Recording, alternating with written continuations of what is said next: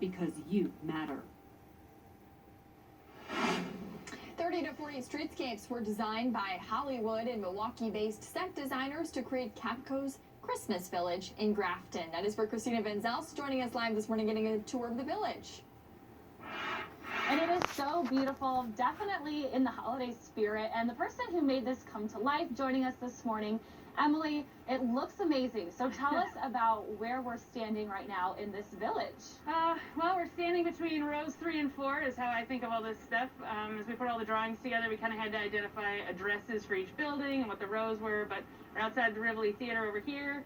Over here on the south side of the street, we got Gimbals, we got a tavern, law office, hardware store with my favorite sign in the whole place, which is this one that looks like a little saw that we cut out.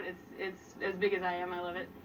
So tell us about your role in all of this, because I know there's 2 of you that are the creative eye behind this village. Yeah, totally. So Brandon Kirkham is the scenic designer for this. That means that he chose the color, he identified what the businesses were going to be, he figured out the sort of like the shape and everything, well, the trim and everything. And then my job is to take that fantasy and turn it into reality. So my job, I take 2 dimensions to 3 dimensions. So I figured out how to actually build all this stuff, what material we were going to use. We identified what the framing was going to be.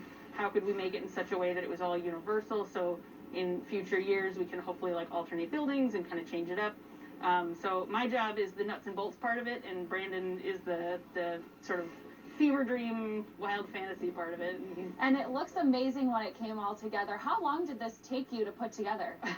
So if I was going to guess at how long it should have taken, we did it in about half the time, thanks to the help of hundreds of volunteers that stepped up.